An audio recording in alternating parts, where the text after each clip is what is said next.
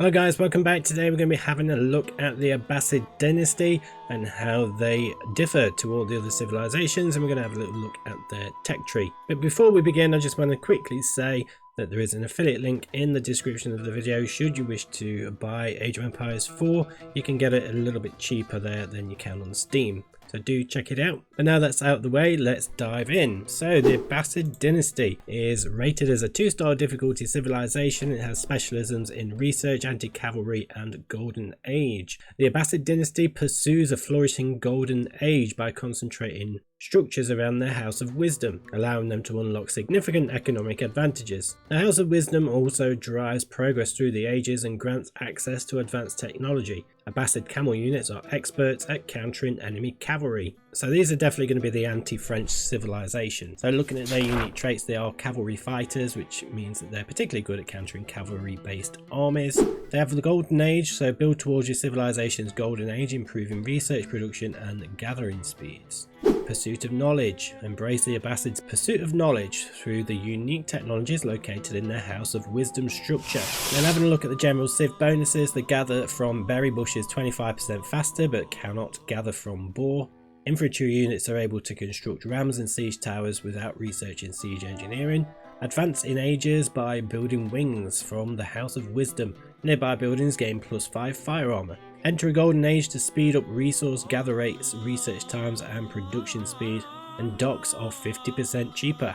And they're also siege experts, so infantry do not require the siege engineering upgrade to construct rams, siege towers, springholes and mangonels, so they can do that on the go, which is fantastic.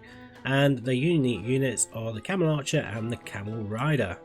So in terms of the golden age, there are 3 tiers to this. So what the golden age is structures built within the House of Wisdom's influence area help to progress the golden age. So if there are 10 structures within the influence area of the House of Wisdom, villager gathering rate receives a +10% increase across all resources. Tier 2, if you've got 30 structures, villagers gathering rate +15% for all resources, and research speeds have also increased by 15% as well. And for tier 3, if there are 60 structures within this influence of the House of Wisdom, the villager gathering rate goes up to 20% extra for all resources, research speed is 20% extra, and production speed is also increased by 20%. Okay, so moving on to the main tech tree, let's have a little look at what differences there are from the main tech tree compared to the generic tech tree that everybody gets. So the first difference really is within the dock. Most notably, the attack ships, the arrow ships, the incendiary ships and the warships all have different names to what all the other people have, but essentially they're the same thing. They also have a unique technology which can be researched in the feudal age. This is teak masks. It's unique to the Abbasid Dynasty and it increases the health of dolls by 100.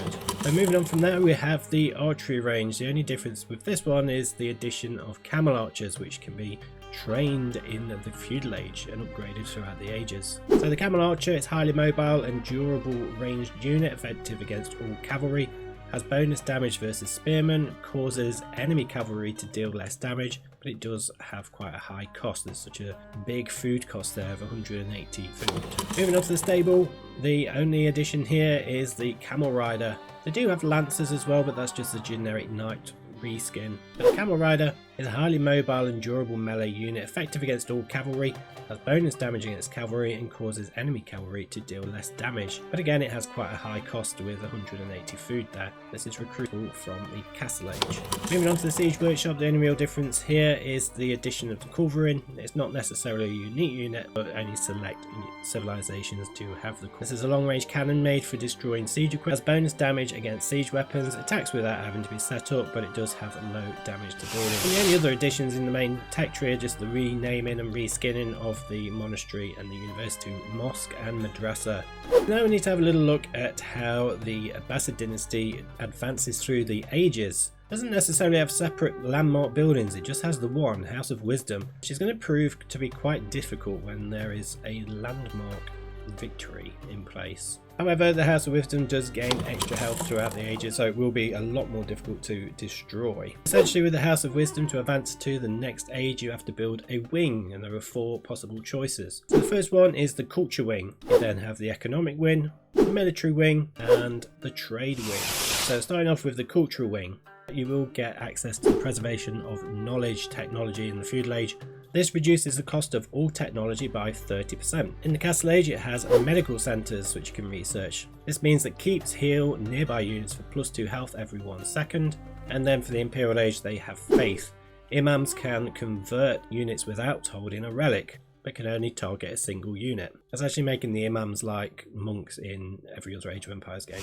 Moving on from there, in the economic wing, if you were to build this in the feudal age, you will get access to fresh foodstuffs, which reduces the cost to produce villagers by 50%, which is going to be really useful if you're going for that camel archer rush, because you're going to be saving quite a bit of food. That will hopefully contribute towards that extra food cost of the camel archers. In the castle age, you'll gain access to agriculture. This improves the villagers' gathering rate from farms by 15%, and in the imperial age, they'll gain access to improved processing. Villagers drop off 8% more resources. But then moving on to the military wing, if you build this in the feudal age, you get camel support. Camels increase the armor of nearby infantry by +1. In the castle age, camel rider shields is a technology that you can unlock, which grants the camel riders improving their melee armor by +3. And then in the imperial age, you can research boot camp, which increases the health of all infantry by +15%.